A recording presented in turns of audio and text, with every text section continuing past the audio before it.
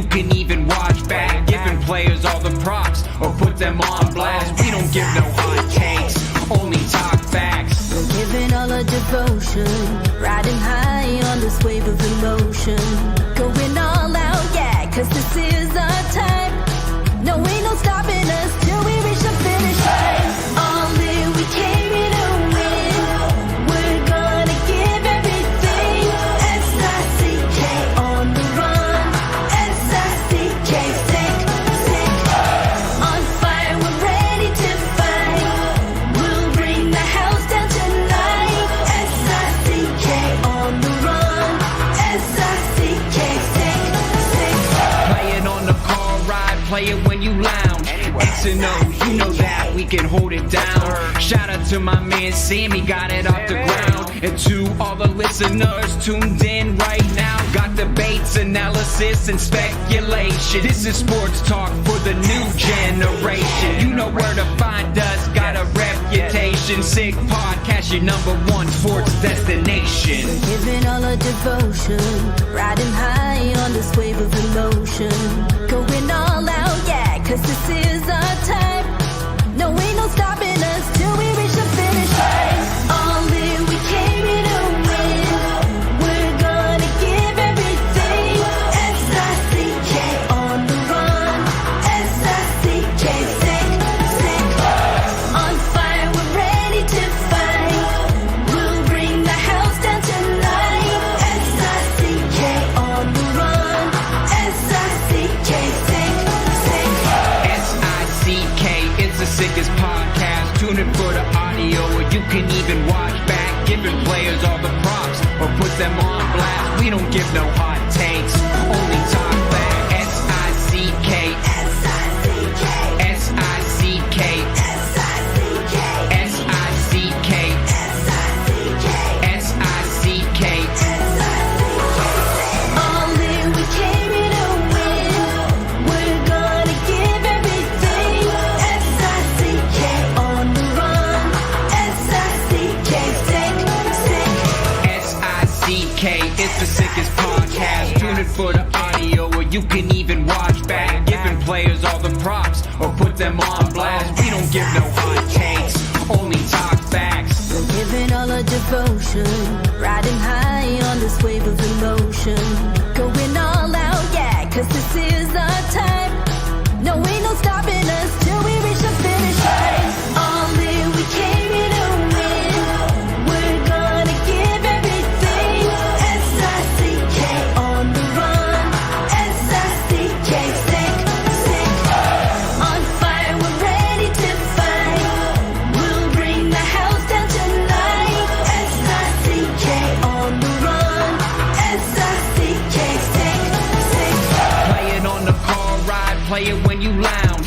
X and O, you know that we can hold it down. Shout out to my man Sammy, got it off the ground. And to all the listeners tuned in right now, got debates, analysis, and speculation. This is sports talk for the new generation. You know where to find us, got a reputation. Sick podcast, your #1 sports destination. Giving all our devotion, riding high on this wave of emotion. Going all out, yeah, cause this is our time. No, ain't no stopping us till we reach the finish line. All in, we came here to win. We're gonna give everything. S-I-C-K on the run. S-I-C-K, sick. On fire, we're ready to fight. We'll bring the house down tonight. S-I-C-K on the run. S-I-C-K, sick. S-I-C-K, it's the sickest podcast. Tune in for the audio, or you can even watch back. Giving players all the props or put them on blast. We don't give no hot takes, only talk back. S-I-C-K, S-I-C-K, S-I-C-K, S-I-C-K, S-I-C-k, S-I-C-k. Turn up your volume. Because you're about to listen to The Sick Podcast. The Eye Test with Pierre McGuire and Jimmy Murphy. The Stanley Cup winning Colorado Avalanche. And after 22 years, Raymond The sickest NHL podcast. Brought to you by TCS Customs and Logistics. Moving pieces, delivering peace of mind. It's gonna be sick. And welcome to another edition of the Eye Test here on the Sick Podcast Network. He's Pierre and McGuire. I am Jimmy Murphy. You may be wondering why I have the Mullins Center at UMass Amherst in the background.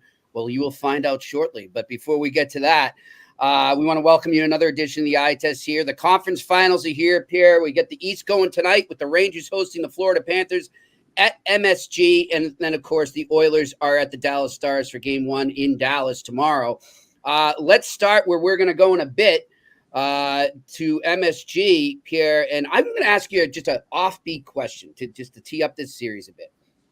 You think back, it's 30 years now since the New York Rangers broke their curse and they won the Stanley Cup. Messier, the guarantee, Stefan Matteau, the goal. And then they go on and they beat the Vancouver Canucks in the Stanley Cup final. Great series, really one of the best I've seen in my lifetime, 7-game series. When you think back to that Rangers team that won that cup in 94, is there a player on this current 2024 squad that reminds you of Mark Messier? Just one. I mean, it would be Kryder. That's what I would say. That would be the only one, but they're different. You know, Mark was a centerman and he dominated so many different phases of the game: power play, penalty kill, face-offs. Mike Keenan would have played him 45 minutes if he could have. I'm just telling you, Mike was a huge fan of his. I coached that. That's when I was coaching in Hartford that year as a head coach. And we actually beat the Rangers one night in Hartford and gave them a lot of difficult games. But the one thing I'd tell you is Messier was a special player then. He was right in his prime, and there were not a lot of guys in hockey that could control him. Kryder's different. There are not a lot of guys that can control him, but Chris can't do as many things as what Mark could do. But Chris has had an amazing career. It's unbelievable to see where he is right now. It really is. And I'm glad you went there, because I just think that, we're starting to see more, not just in New York. I think that the people who cover the team there, the people around the team know what they have in Chris. But I feel like as this playoff has gone on, he's starting to get more of the national or North American recognition that maybe he hadn't been getting in the past. And a lot of that has to do with how far the team goes, obviously, each year. But, he's just been so consistent. And I'm looking like his stats. He is one of the most dominant players in the first 2 rounds of the Stanley Cup playoffs in history. Pierre. Yeah. I mean, this guy turns it on when it counts the most. And I'm glad to see him getting that recognition right now. What's amazing about him is he's a big guy. He's probably 220 pounds, maybe a little heavier. And I don't mean heavy like fat. I mean heavy, big. And he's all of 6'2" and maybe a little bit bigger. But what's amazing is how quick he is for that size. Yes. I don't think people realize how fast he is. Yeah. Like, he's elite fast. He's in the top 7 guys in the league for sure. If you did a drag race from the top of the circle at one end to the top of the circle at the other end, he's in the top 7 guys in the league. Yeah. And you can see now the way they, and I'm not putting him on the leader pedestal that Mark Messier is on. He's kind of in a league of his own there, but you can see the team right now really following Chris Kryder. Like, they're jumping on his back. They know what they have in him, and he's leading the train right now for the Rangers. You know what's interesting that you say that, Jimmy, and I like what you just said. What the Rangers did, they've created huge matchup problems. So when you got Lafreniere and you've got Kryder and you've got Zibanejad, you got 3 big guys that can get after you. And then when you have Panarin and Trocheck just together, and it doesn't matter who the other winger is, and I don't mean any disrespect. It could be any number of guys that play on that line. They play a different type of game than what the other guys play. That's right. So it's a different matchup thing, and it's hard to gauge that. I'm telling you. It's in a game, yeah. It's hard to gauge it when you're running the other team's bench and trying to create these matchups. So people talk about the importance of the matchup. Now, for Florida, they don't get last change. So I don't know if they concentrate on 5-man units, 2 guys, 3 guys up front. I don't know how they're going to do it. We're going to find out tonight, because there are different ways of creating matchups. And I don't want to bore people at home, because it gets boring after a while. No, but there's different ways of doing it. You can do it in a 5-man unit. You can do it with 3 guys up front. You can do it with 2 guys in the back end. You can do it with just 1 guy. If you want to just take care of Kachuk, if you want to do that, you can do it with 1 guy too. So there are different ways of doing it, and in terms of matchup situations. But I think it's going to be very, very interesting. I think this one's going 7. I really do. I've picked the Rangers. They were my pick to make it out of the East. My West pick, the Canucks, is done now. But I like a 7-game series here. Honestly, I don't know right now as we speak who would win this. I think it's a toss-up. But let's go back one more time, Pierre, before we get our next guest. And by the way, that will be Mollie Walker of the New York Post. Does a great job covering the Rangers for them. She'll be calling in from MSG soon. But just back to that 94 team. Okay, let's go on the blue line, Pierre. Is there anyone on this? Now, again, I'm not asking you to, I'm not saying that any of these guys are on the level of Brian Leetch, but is there anyone style-wise, and I think I know where you're going to go, that reminds you of Brian Leetch? Well, it'd be Fox. Yeah. It'd be Fox for sure. They play different sides of the ice. I look at Bukaboom and Trouba. Ooh, good analogy. Yep. Pretty similar. I mean, Trouba probably has more devastating hitting power. Back then, Bukaboom and Leetch were a tough tandem.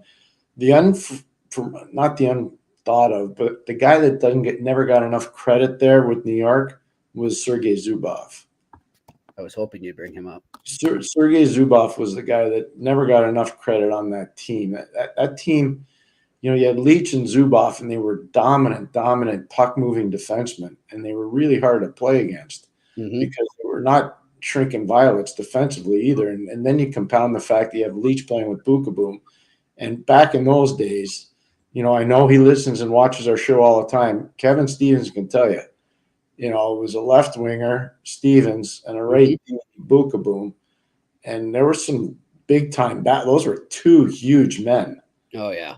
And they would get after one another. I'm just telling you. That's awesome. And so it shows you the importance at that time. And Roger Nielsen was a coach of the Rangers, and then obviously Mike Keenan came in. But Roger kind of set the template for Mike when Mike came in. He did. He kind of set it up for him. And Colin Campbell was there, and Dick Todd was there. They had a real good coaching staff in New York with the 94 team.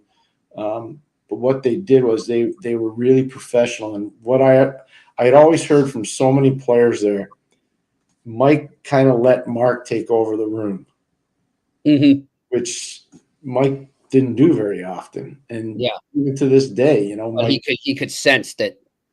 Yeah, Mark was going to take over. So it was, you've heard me say a million times, Jimmy, the players police the room. Yep. And if you got the right guys policing the room, you got a chance to be good. Yeah. And they had, one of the best guys. And there was a bond that was created there. I don't know how much people read into it or whatever, but Leetch and Messier were really tight.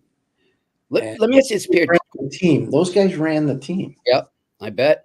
One more quick thing on that team, Pierre. We spoke about it a couple times where teams that go on and win a Stanley Cup, there's always something in the prior season or maybe even 2 seasons before, a moment, a loss that they seize onto, they grab and they carry forward with them as motivation, as a huge learning experience to propel them to that next level they need to get to win the Stanley Cup.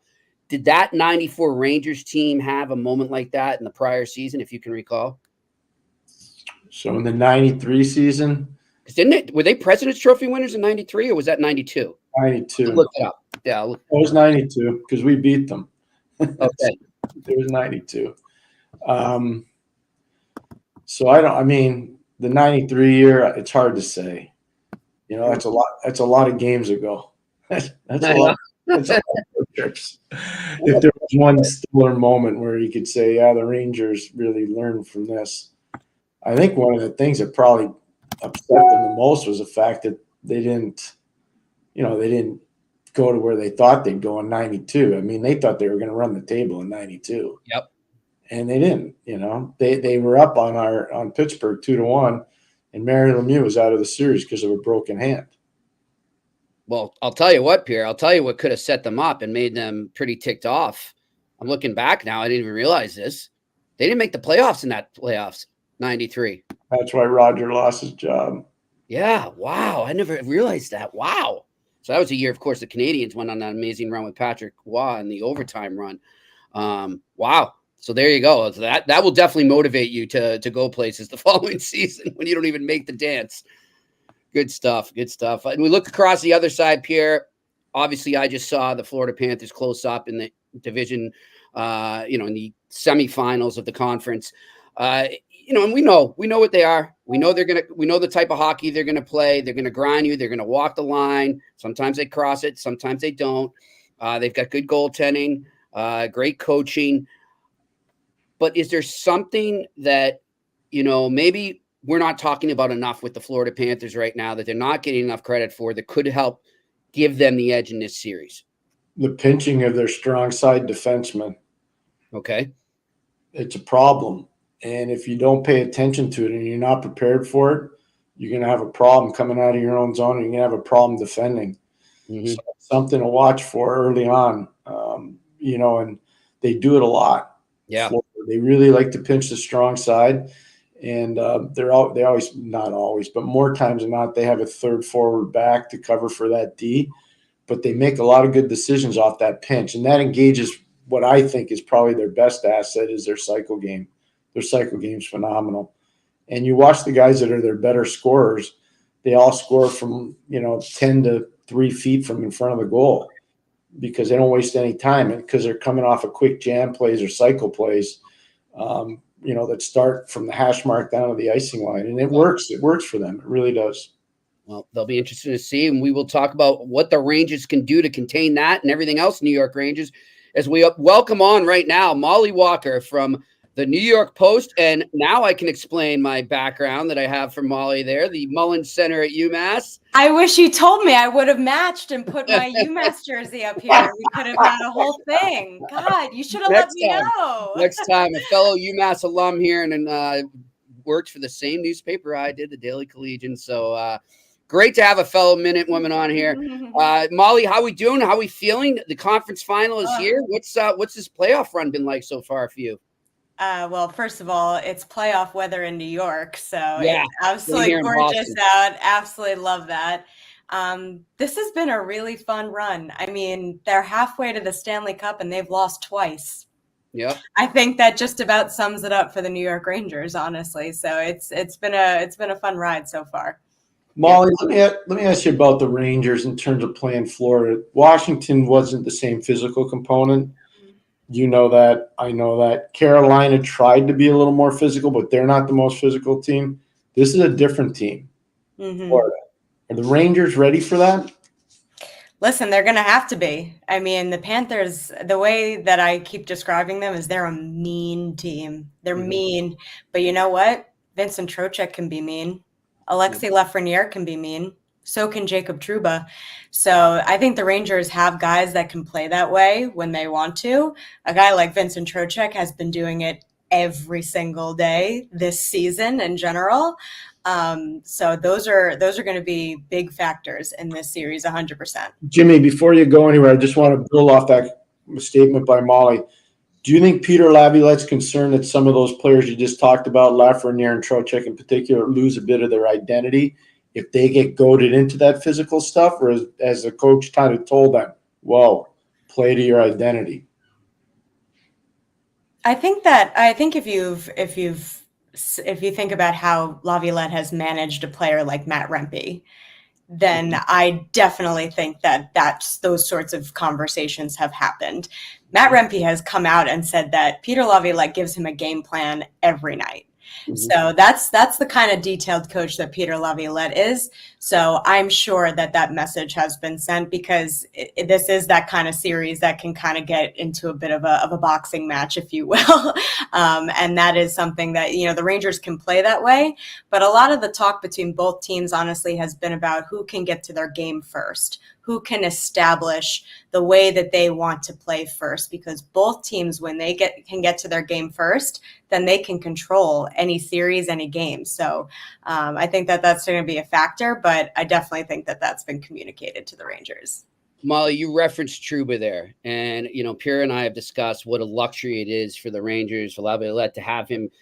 Sometimes he's down on a third pairing there, and just the matchups you can create with that, and also the minutes you can give to other guys on your blue line to rest a bit and still have a steady guy down there in the lineup. What's it been like watching him sort of take over some games in the Stanley Cup playoff? Yeah, absolutely. I think that when actually Trouba's back with Keandre Miller now, but that was how they ended the regular season, and that's how they played a majority of the playoffs as well. It wasn't until I think Game 6 where that they reverted to the D pairs that they've had all season. But that was something that Peter Laviolette said, that it gave him an ability to evenly distribute the minutes a little bit more.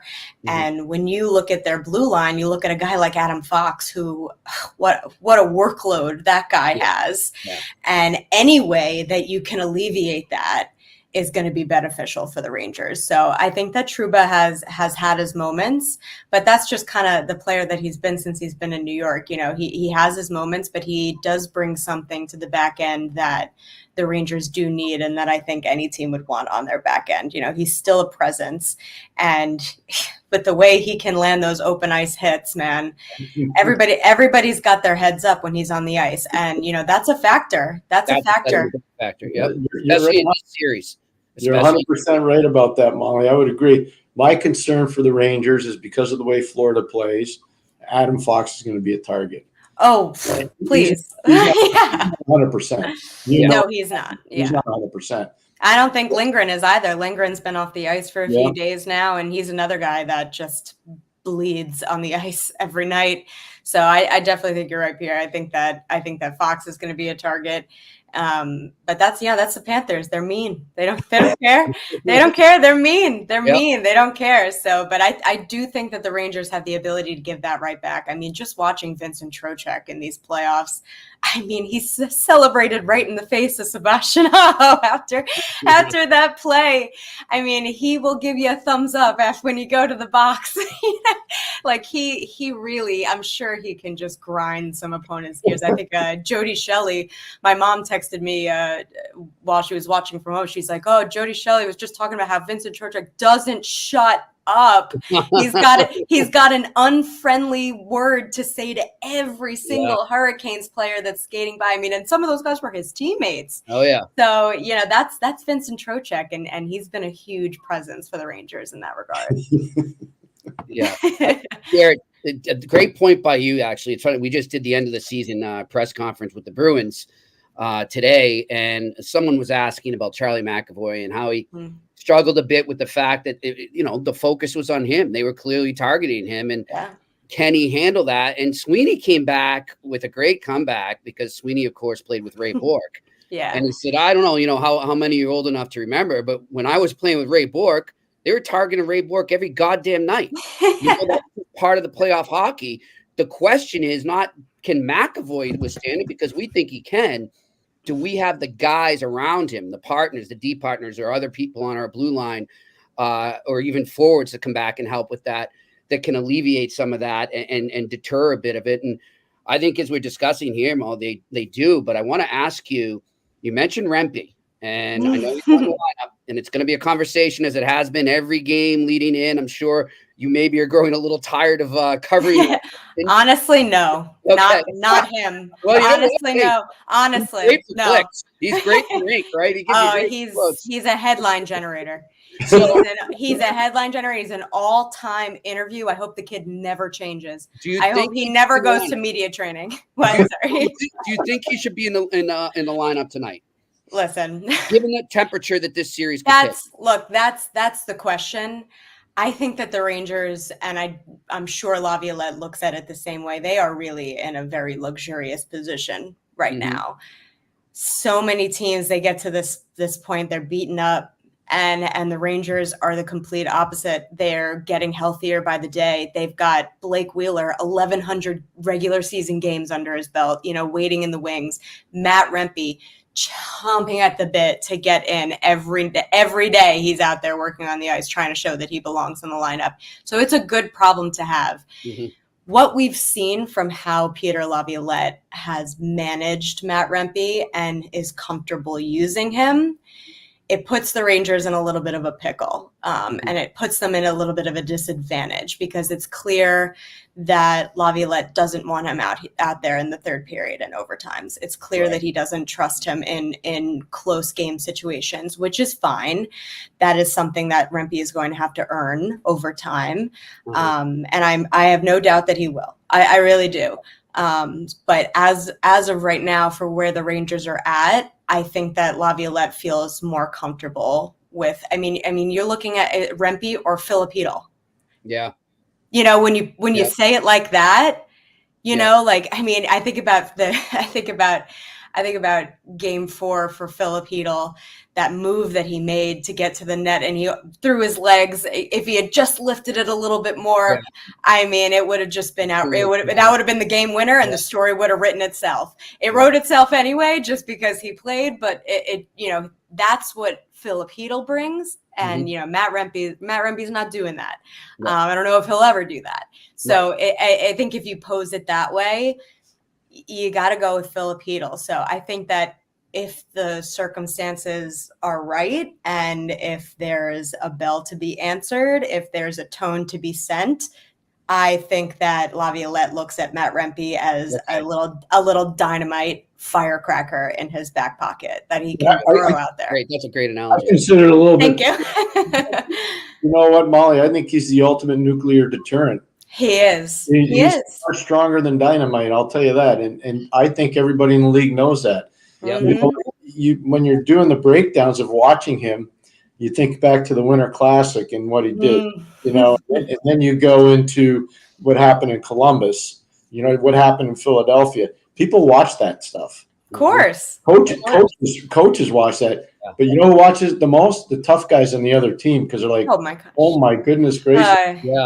This guy's you should have seen the way that they lined around 8th Avenue to get their licks on this guy. Yeah. It was unlike, I asked guys in the room, you know, have you ever seen something like this? You know, just name after name after name, wanting to get in there, you know, just chirping him at center ice every game, you know, and everybody's got this whole big problem with him when 90% of the fights that he's had, they've come to him. Yeah. And he said to me once, he said, you know, I'm a competitor. It's hard for me to say no. Right. Hard for him to say no. I think the coaching staff's done a good job with that, of telling him to pick his spots for sure. Well, you know, and he loves it. Yeah, Jimmy, though, I think Mollie will back me up on this. They learned their lesson after what happened in Philadelphia in the afternoon, and then the next day in Columbus. Yeah. They said, you know what, you can only go to the deep end so many times. Then they go into Toronto, and they're like, okay, you're in the deep end now, but we're putting a life jacket on you. Yeah. Right. We're ready to go swim with Ryan Reeves right now. Yeah. That was a learning lesson, I'm telling you. And I think Mollie, we talked about it here, Pierre. Yeah. Coaches learn from that. And I give them a lot of credit. I like what Mollie said about Peter. You know, I've coached against Peter. I know Peter really well. And I think what Mollie said about him is spot on. Like, he's done a really good job managing his assets. Yep. He's an asset. He's an asset for them. But I don't know if he plays in game 1, Ma. No, I'm telling you, he's not. No, Heedle's in. Heedle's in. Okay, so like that. I mean, granted, we've seen he's done that to us a few times where, you know, morning skate is not what we get. But the last 2 days, Filipino's playing taking reps on the second power play. Like, they're not practicing that unless he's playing. So I'm pretty sure I wasn't in the scrum, but he said, I'm looking forward to playing in game 1. So he all but said it himself. Yeah, I'll predict this. If somebody takes liberties with Fox, if somebody takes liberties with Zibanejad, or somebody does a number on Trocheck, guess who's going to be playing the next game? Oh, yes. Like she said, that's 100%. You got this thing nailed on him, and I agree. I just know as a coach, I don't want to send a bad message to the officials to start a series. Yeah. So I'm going to respect the officials and say, we don't need that. Yeah. But here's what I would say. And we had Scotty Bowman on yesterday. So before every series, when I worked with him, he would talk to the officials. Yep. And he'd talk to the supervisor of officials. And one of the things he'd want to know is, how are you going to call the scrums? because I know how you're going to call scrums. So I don't know if Peter did this or not yesterday, or Chris Drury did it. But I guarantee you, they said, we trust you guys. We respect you guys. But you're going to make sure that they're not running around trying to decapitate my fox or my Zapata or my Trojan. Because if you do, I'm going to change the rules of the game. Yep. I have the one thing they don't have. Right. No, 100%. And I think, you mentioned the officials. That's the other aspect to it. Not even just the clear distrust with Rempe in late game situations, but the refs have eyes for him. Yeah. I think that the last game that he played, there was a penalty, very questionable penalty. I remember that. Yeah, very questionable penalty. And we were texting about it. And I think Laviolette looked at that and was like, no. Yeah. Like, nah, I'm not playing with that. It's almost like they're writing up the penalty before he even does anything. No, he gets on the ice and the whistle's half blown. Like that's how he's been. And I've talked to him about it because I find it to be fascinating. Yeah. About how he's navigated his whole hockey career at 6'8.5". Oh yeah. And playing the way that he plays. And he told me that he's had coaches, he's had managers have to talk to officials and the head of officiating on his behalf to just kind of be like, what can he do? Like, what can he change? What do you need to see from him to make you see that clean check that went right through the body was clean, and not just taking it into account that he is head and shoulders above the kid that he probably laid out. Oh yeah. So when he was it's younger. Oh. Yeah, exactly. He was always the biggest kid. Yeah. It's something that he's had to do with his whole career, but I am sure that Laviolette looked at that situation and was just like, yeah, no, I'm not risking it. Like it's just not worth it. We don't necessarily need him. Yep. He brings something, and I think that he could be used, which I think I also look at Blake Wheeler as the same way. I think one of the most special things you can have in a playoff run is inspiration. Seeing Filipino skate out behind Igor Shesterkin in game 4. Was it game 3? Game 3. Right. Game 3. Yeah, it was game 3. Like that's just, you can't fabricate that. You can't just care so much about each other. Yeah, and I look at Blake Wheeler, and I'm sure if there's a situation where they're down or whatever it may be, they need to change. Throw Blake Wheeler out there, who this team has been watching him rehab after an injury that almost looked like it would end his career at the age that he's at, and how hard he's worked to get back. That's inspiration. That's manufacturing inspiration, and that's a team that's something that everybody can rally behind, and something every team can get behind. Mollie, an asset maybe that we're not going to see probably for the rest of the playoffs, but has been an inspiration for this team. You wrote about him today in the New York Post, and of course he's a UMass guy, and that's Jonathan Quick, 2-time Stanley Cup champion from his times with the LA Kings. But just talk to us about what he has meant, not just to Igor Shesterkin, but to that dressing room, just his street cred, as Pierre likes to say, and also just his leadership that he brings in a quiet manner. It hasn't been so quiet, Jimmy. Oh, really? Good. It hasn't been so quiet. Everybody that I've spoken to, he's vocal all the time. In practice, between periods, on the bench, wherever he sees something, he says it. He feels like somebody needs a bit of encouragement. He says it. He has picked his spots of when he feels the need to insert himself. And one of those instances was before the second overtime in the Carolina series. Okay. And they went out and won. And he has had a big impact in that way, just limiting it to this playoff run. But talking about him as a pillar of support in the locker room for the whole regular season, it goes well beyond just the fact that he is a future Hall of Famer, has commands respect in the room because of his resume. Him and his wife were sending texts from the moment, the season really started to begin in August, talking about planning dinners that they're going to host. They have Thanksgiving dinner. They have a tradition. They try to get as many teammates as they possibly can to Thanksgiving dinner. They arranged a New Year's Eve party. When Wheeler went down with a season-ending injury a few days before the Stadium Series. They had a family skate. He went out of his way to bring Wheeler's son with him to make sure that their family didn't miss out on what was something that they were really looking forward to. He sees the value in team camaraderie, and he has done everything that he possibly can to foster that. And I feel so impressed by that because of where he's come from and how his time in LA ended. I mean, he could have, he would have had every right to be pissed off and, throw in the towel. That's, they threw me out. So, what's the point on keep going, or why even feel invested in another team?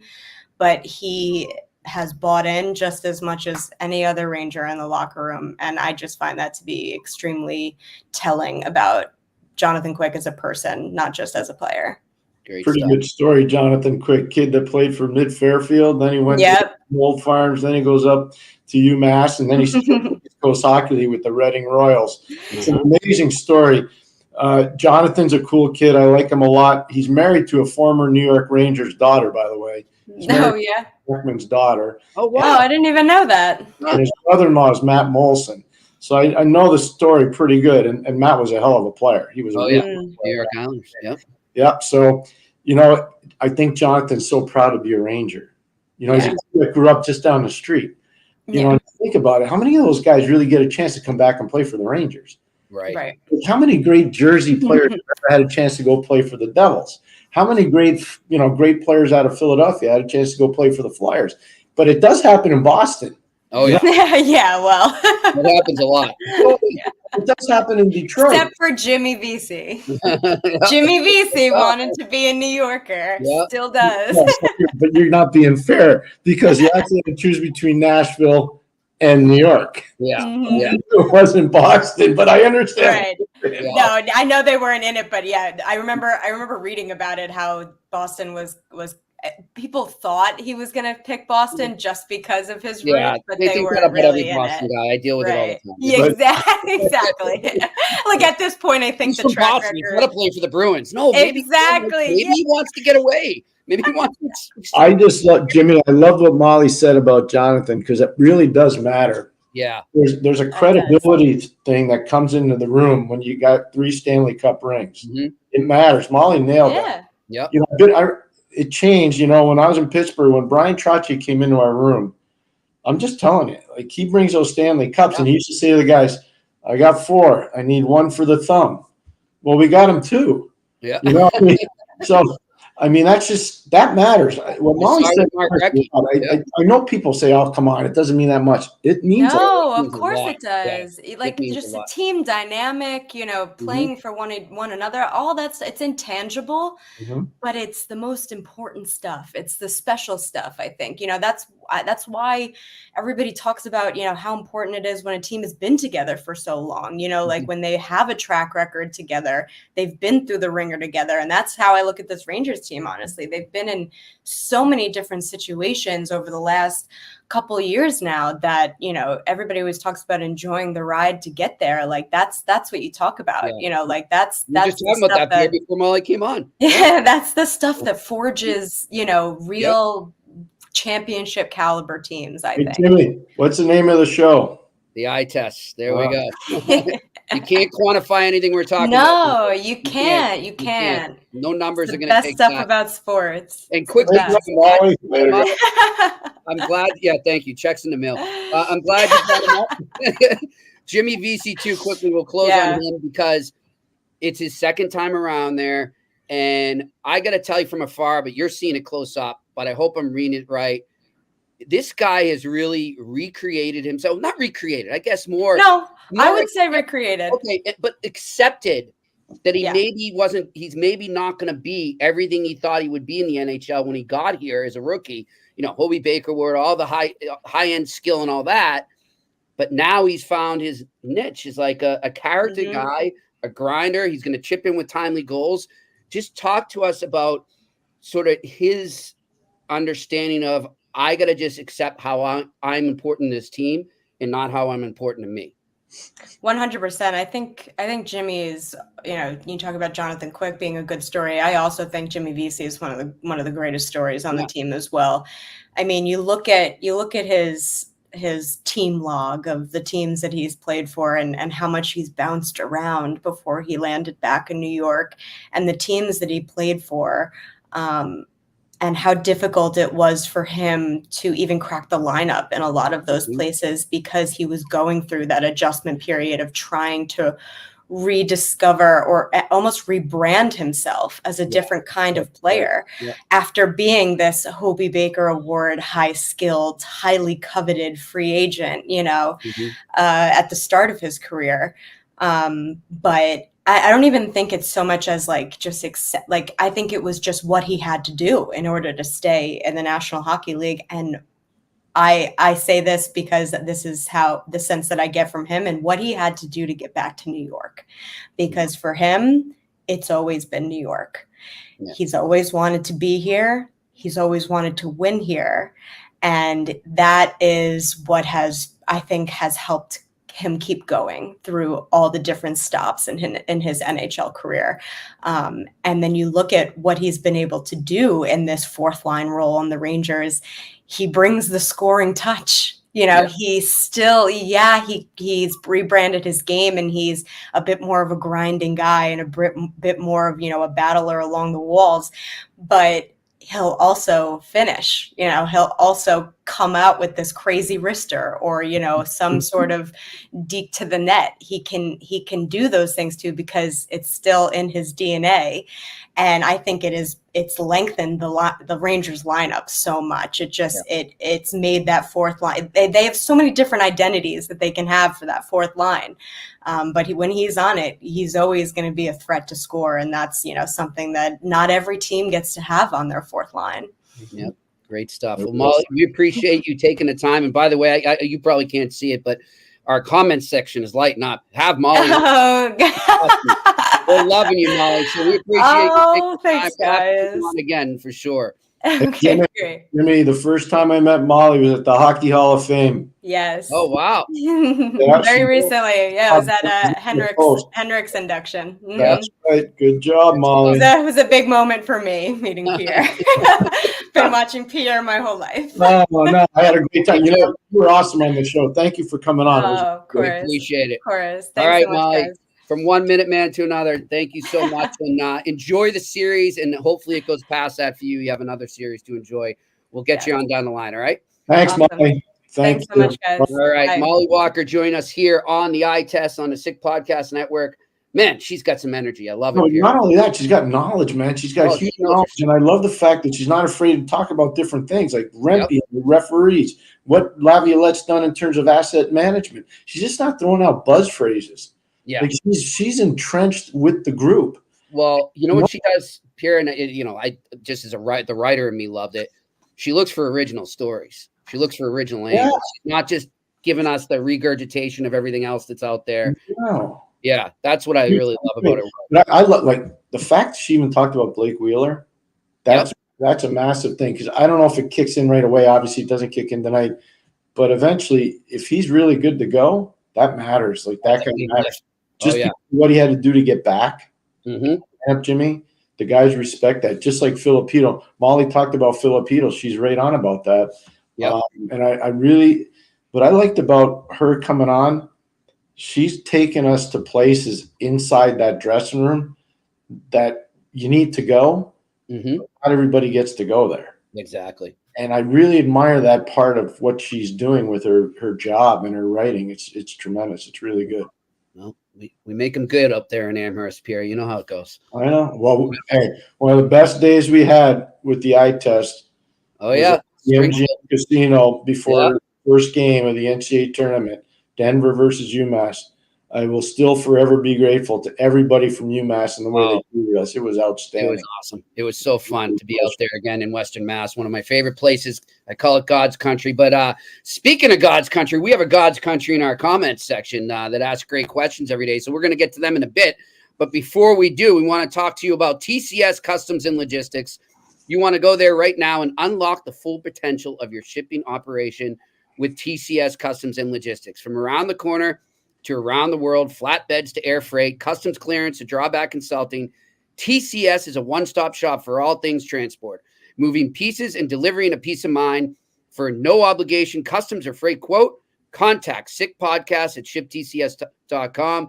Again, that's Sick Podcast at shiptcs.com. And I'll tell you, if you got a big move right now, it's getting hot and muggy around here in the Northeast. It was, as we like to say in Massachusetts, Pierre, it was a scorcher today, hitting up in the high 80s. The rink bright and early today, and it was a scorcher when we How was the ice, by the way, Pierre? Was it okay? It's phenomenal. We skated the edge up in Bedford. The Fusco brothers own the building. They don't mess around. And you know what? I got to tell you, Johnny O'Neill runs the ice surface there. He's outstanding. Like it's prime time. It's really good. They can use them at TD Garden because this is when the TD Garden ice will get really choppy. It was rough, I'll tell you. All right. Well, if you need moving, you definitely go to TCS Customs and Logistics, and you won't have to do it all in the heat yourself. So that's why I say get over to them right now. All right. Let's go to the comments section. Let's see what we have here on a Wednesday afternoon as we get ready for game one, Rangers and Panthers. Alex Evanowski asks, where does Mark Messier rank in terms of the all-time greats in hockey? I say he's in the top 5. Ooh. Woo. I don't know about top 5. There's just so many amazing players. I guess it depends on what. Yeah, thank you. I was just going to say Stanley Cups won. Is it individual awards, the point totals? Like, how do you quantify top 5 of all time? Because I think of Lemieux, I think of Gretzky, I think of Gordie Howe. I think of Jean Beliveau. I can go. There's a lot of different ways you can go. A lot of different ways. Brian. If we're in leaders, Pierre, I think we'll agree he's top 5 easily yes. In terms of leaders. I would say yes. I would say 100%. And I think that's what made him such a great Hall of Fame player. Where's Bobby Orr? Where's Bob Clark? I know people outside of Philadelphia don't like Bob Clark, but I'm going to tell you something right now. Bob Clark. Talk to people that played in the NHL back in the day. Like, Bob Clark was a critical component for the Philadelphia Flyers. As much as Messier made a difference in Edmonton and New York, Clark made a huge difference in Philadelphia in a lot of different ways. Yeah, that's what I've heard. I never got to really see him play. I was too young, but I've heard plenty of great stories. All right, next question. A to Z me. Do you guys think that Kakko's standing with the Rangers is on thin ice, or will the team ride with him a little longer? I think he could change. I think it is. I think it is on thin ice, but I think that could change if he can do something big in this series or if they go further in the final as well. Too early to tell. But I agree with Jimmy. I would say that if he doesn't get going here soon, it's probably going to mean he might have a different address next year. Yeah. All right. Next question. Randy Workman. Question. Jimmy and Pierre, would you, if you're the Habs, would you try to move up in the draft? Probably not. No. I'm with you. I wouldn't. I mean. If I could get to 1, I would. Yeah. I don't think you're getting to 1. If San Jose would trade me 1, I would do it. Yeah. Because then you get the defenseman going at 2. They don't really need defensemen. If I'm Montreal, you get Celebrini, you change everything. So yeah, that's about it. That's the only way I'd do it. The only way I'd do it. I mean, outside of that, I think everybody's pretty similar. Yeah. Okay, I'm going to reverse that. Would you move down? No. Okay, so you're full on stay where you are. I would stay where I am. Okay. All right. Because I'm still not in a position where I'm overjoyed with the overall depth. I still need some more high-end depth. Okay, perfect. And I think we know the guy you like there. Yes. And I'm going to stick with you on that. I agree. Okay. All right, next question. David Robinson. What's up, Dave? Hope you got to see that meteor out there in Portugal, buddy. Random fun question. If the series winning team were to get one player from the series losing team, who would the Panthers have taken to go up against the Rangers? That's an interesting question. Trocheck, who they used to own, who they drafted. Yep. Bingo. I agree. Trocheck. And if the Rangers had to take one player from Florida, Barkov. Yeah. He took that series over against Boston. Nobody's talking about that in Boston. They don't want to admit it because of the Bergeron Barkov thing. But I mean, wow. I was so impressed. All right, next question. Bill Van Vagel. If you were GM at Carolina, would you buy out Jesperi Kotkaniemi. Low production so far, and the coaching staff seems to have lost faith in him, but he's still young. That's the like the $1 million question down in Carolina right now. I don't know. You know what? I don't have. I got to say, Bill, get back to me on that tomorrow because I haven't done a deep dive into their cap situation, what they have on buyouts right now. I don't know if you know off the top of your head, Pierre, but I'd like to look at that before I say that my answer on that. But the other thing is, yeah, he is so young. I don't know. Like, here's my take. You went all out to get him. I don't know if the owner's going to let you do that. So this is what I was just going to say. You're spot on. I don't think this is a general manager question. Yeah, this is a Tom Dundon question. This is an ownership question. I'm going to take you inside an interview that I had with an ownership group to be the general manager, and it was down to myself and one other gentleman. And I was asked what I would do with 3 players that were part of the group. And I looked right at the owner, and I said to the owner, I don't think that's my decision to make because it's your money. If you tell me you want to keep these guys, I'll be more than happy to keep them. If you tell me I can buy them out, I guarantee you I will buy them out. But it's your money. It's not mine. And I learned a long time ago in the NHL, if you want to have credibility with your ownership group, because at the end of it all, they're the ones that matter a lot, you've got to spend every dollar like it's your own. Mm-hmm. Don't spend it crazily because it's someone else's. So you got to make sure ownership understands you respect their financial commitment. And so that's why I answered that way. And I'm going to say the same thing to Bill that I would say to a general man or to an owner. I'll buy him out if you tell me it's okay. But I think in this situation in Carolina, I think it's the owner is going to say we're keeping him or dumping him. Or we're cutting ties. But I don't think the coach is going to matter in this, and I don't think the GM is going to matter in this. Yeah, totally. Especially with what the owner did to make that happen, to get him there. All right, next question. John Smith. Why do you guys think that hockey can't definitively nail down this goalie interference gray area? I dread the day that a team scores a series or cup winner only to have it called back. Talk to the Buffalo. 1999. Yeah. I mean, Pierre's already on record as saying he believes this is going to be one of the most major issues they discuss in the offseason. He thinks they're going to do their best to get it right. But I just, if you ask me, Pierre, the reason I think we're still discussing this almost 20 years later, it's standing the test of time in hockey, is this whole debacle, is because it's so like gray, like Bill said, like the question said there. It's too much of a gray area to put a definitive rule on, in my eyes. They tried to do one definitive rule, and you referenced it there, the toe in the crease, and that backfired. So, like, what could be a definitive rule that you can put to solve this issue? I don't know if there's one out there. Off the top of my head, I can't think. I don't know if there's a rule, but there's one word: consistency. Yes. Don't call it one way one night and another way another night. Be consistent. Mm-hmm. That's all you got to do. Yeah. And I think it's been the part of why people get angry. There's too much inconsistency. Yeah, I agree. And so I will not be in that meeting, I don't believe, which I shouldn't be because I'm not part of the board of governors and I'm not on the competition committee. But if I were, one of the things I would say is we've got to be more consistent in terms of how we evaluate this problem. Yeah. We've been very haphazard.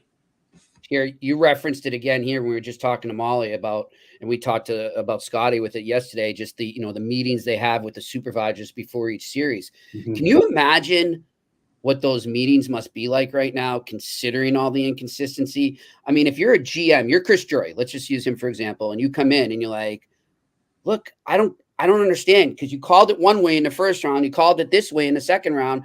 What am I supposed to do? What am I supposed to tell my coaches? What do I tell my players? They must be hearing that so much right now, where guys are just coming in dumbfounded, like, I don't know what to do. I'll do whatever you tell me, but you gotta be consistent. The other thing I'd want to know is what's a cross check and what isn't a cross check. Oh gosh, because it's seeping back into the game. Yep. And they did a real good job for a long time getting rid of it, and now it's back. Yeah, and it's back.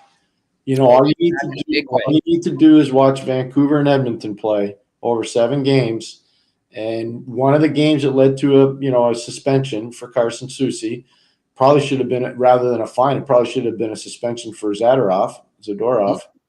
But I'm just telling you, it's seeping back in the game. I've watched every single playoff game that's taken place this year. Yeah. And the one thing that is really apparent is that cross-checking is coming back. Team dentists are getting a lot busier. All right, next question. Filterless Bear, when the Habs finally make the playoffs, how intimidating are they going to be with the Jackeye brothers? May you too, Pierre. That's who I think enough people aren't talking about. Like, he's going to bring a lot to this lineup. Slafkovsky, Doc, and hopefully either Lindstrom or Seneke. They've got a big D core. They got a lot of good D. They got a lot of good things coming on D. Montreal's heading in the right direction. That's all I'm going to say. Yep. Now, Doc's health matters in terms of what's going to happen next year. If he's healthy and can play the way I think most people expect him to, that's going to change the dynamic for their team pretty significantly. It's a huge X factor. All right, next question. Mike, Pierre would love to know how teams make a player available. Is an email sent to every team? Sometimes you just pick up a phone and call. Sometimes you leak it through a pro scout. Sometimes you leak it to a reporter like Jimmy. There's lots of different ways you can put it out there. Sometimes you make a deal with an agent so you can shop your client around. Get me a phone call. I don't want this player around, but you obviously think he's a good player. Get me a phone call and we'll get back and we'll move the player. So there's numerous ways, Mike, that people can get the message out that you want to make a move. Sometimes you let your emotions get the best of you and you trade Joe Thornton. Anyhow, next question. Oh, boy. And Vagel. Hey, guys, it seems each coaching cycle is recycling and musical chairs of previously fired men. Are there any NHL assistant coaches, junior college or AHL coaches that might emerge? Yeah, and we've discussed this before, but Pierre will tell you right now. I mean, he's got a great list. And one of them coaches at the place in my background here at UMass, and that's Greg Carvel. But there's a lot of guys out there. And I think, Pierre, we are sensing, I think we're on the same page. We are going to see, I wouldn't say a full changing of the guard, but we are going to see more new faces filter in behind the bench. It sure sounds like Jim Hiller's going to keep his it's official now. So I'm really happy for him. Jimmy's done a lot of heavy lifting for a long time. He's a real good coach. I was really happy to see him get that opportunity. DJ Smith, who's one of his assistants, who moved over after getting fired in Ottawa. I worked with DJ. I really like him a lot. I think he'll really help out there as well as an assistant to Jimmy. They have a really good relationship. So, we're starting to see it now. It'll be interesting to see what Ronnie Francis does, obviously, in Seattle. Mm-hmm. Are they waiting for Danny Bilesma, who's coaching Coachella right now in the American Hockey League, which is their affiliate, or are they trying to do something else? Mm-hmm. People were waiting to see what Boston was going to do with Jimmy Montgomery. You were at the press conference today. Really smart move, I think, keeping Jimmy Montgomery. I do too. Really smart move by endorsing Cam Neely and Donnie Sweeney by the Jacobs family. So I thought Boston helped themselves today. I didn't think they hurt themselves. I thought they helped themselves. So I think we're seeing some different things. We're still waiting on New Jersey, I believe, right, Jimmy? Still waiting. Yeah, I mean, everyone kind of thought that Sheldon Keefe was a done deal there. I've kind of poked around. It is locked down right now when it comes to things coming out. We talked about leaks before. There's no leaks coming out of Tom Fitzgerald's office right now, but it is interesting that it's been a few days now where a lot of people are reporting that it was imminent and it still hasn't happened yet. So maybe there's something else going on there. We don't know. So we'll see. About Winnipeg? Is Arneal getting the job in Winnipeg? It sounds like Arneal, Pierre, but I think from what I've gathered, maybe they're going to wait a bit to see if something else surfaces. Like they're going to do their due diligence. They already know what they have in Arneal, right? I mean, they're familiar with him. So I'm wondering if maybe it can't hurt to look around. It can never hurt. You can look at different options all the time. That's never going to hurt. The hot guy right now that's not in the National League is David Carl at the University of Denver. He's the hot guy. I wonder, Pierre, and you've brought it up a few times, and I know it's a touchy subject, but Joel Quenneville. Well, yeah, everybody knows him. So the fact that he hasn't been hired yet, I think he would be a great fit in New Jersey. I really do. For where they are right now, they need to not just make the playoffs. They need to make a run. They were built to win last year, and they didn't win. They didn't even make the playoffs. They need to make a run. They need to make a serious run to at least, I think, conference final. I know that sounds crazy, but I think they need somebody who can take them over the edge. And I'm not sure that Sheldon Keefe I'm not saying Sheldon Keefe's a bad coach. I think he's a good head coach. I just don't know if the fit's perfect there. So we'll see what happens. We will. All right. Next question. Tyler Lucier. Just want to say Jimmy and Pierre together are better than any sports network panel, and I mean that 100%. Thank you very much, Tyler.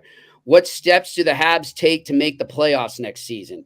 I do think they go out and get a scoring forward, whether it's a center or a winger. But I think, internally they've got more than enough assets to swing a deal like that. And I do. I've said it to you the other day, and I'll say it again. I think Montreal will go big game hunting in the offseason. Yep. All right. Next question. Alex Ivanowski, do you think Nate Danielson or Marco Kasper can potentially become a future 1 number center for the Red Wings in the future? They're both really good players. I know that Grand Rapids right now is obviously involved in a pretty strenuous playoff series with Milwaukee.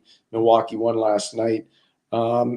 Chris Draper's done a really nice job there with Sean Horikoff and everybody else that works for Steve Yzerman in Detroit. They've done a really nice job at the amateur level and the American Hockey League level in terms of getting prospects.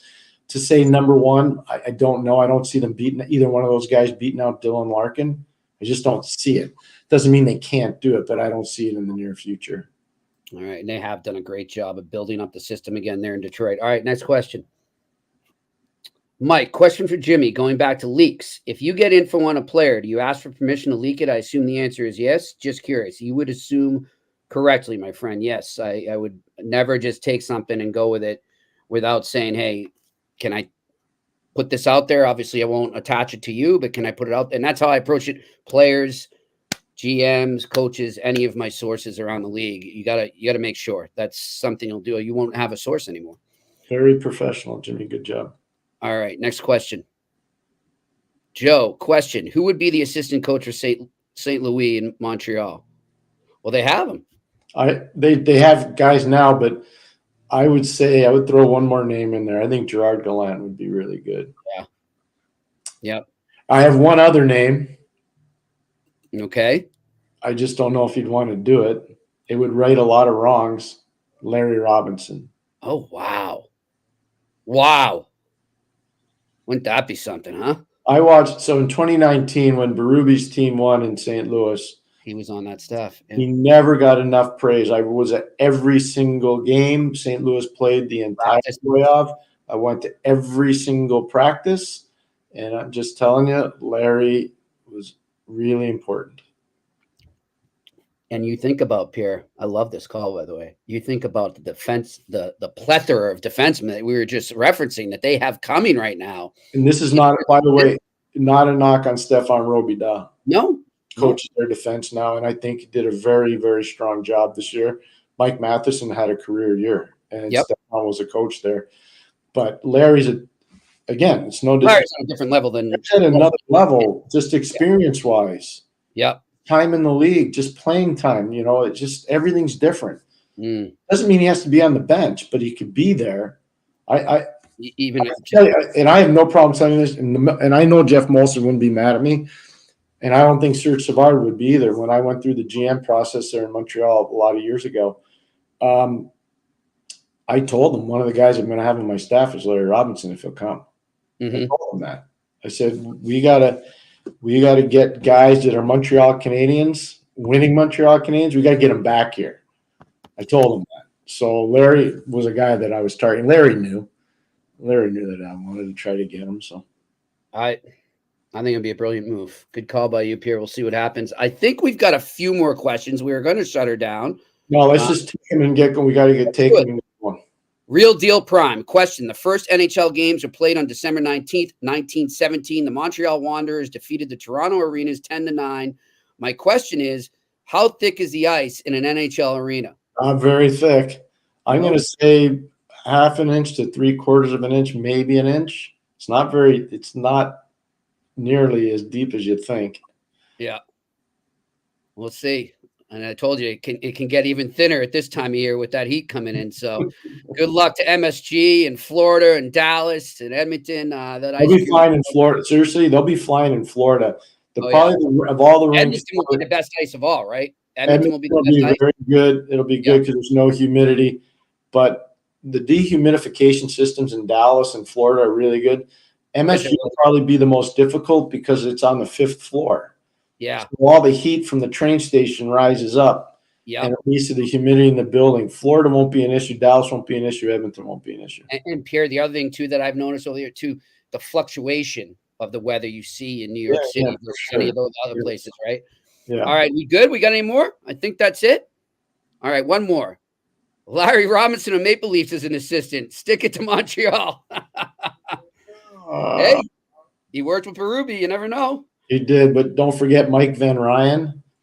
He's in Toronto right now, and he worked with Craig when they won the Cup in St. Louis. And you did it when we were going through the series, when we were in the series, Pierre. He did an amazing job of keeping the Toronto Maple Leafs alive in that series with the way they switched their system and did what he asked them to do. Okay, is that it for questions? What do we got? I think you got one more. One more. Mike asks, Pierre, you're starting a team from scratch. Who would be your head coach, number 1 seat, and goalie? Only current players and coaches. Oh, that's the caveat. Only current players or coaches. Nathan McKinnon would be my number 1 center. My starting goalie would be Vasilevsky. Mm-hmm. Then what? My head coach. Those are the 3 that he wanted. Yep. Rick Tocchet. Okay, I'm gonna do Barkov, Swayman, and Tocchet. That's fair. All right, that's it on a Wednesday here on the eye test. I want to thank Mollie Walker. She was great, Pierre. Good call by getting her on the show here from the New York Post. Check out her work there. She'll do a great job covering the series as she has throughout this playoff season. And thank everyone in the comments section and the questions section. We appreciate it as always. Thank you to our production crew up in Montreal. For Pierre McGuire, I'm Jimmy Murphy. This has been another edition of the Eye Test on the Sick Podcast Network. And that's a wrap. Hope you don't miss us too much until next time. Follow the Eye Test with Pierre McGuire and Jimmy Murphy on YouTube, Facebook, Google Play, and Apple Podcasts. Brought to you by TCS Customs and Logistics. Moving pieces, delivering peace of mind.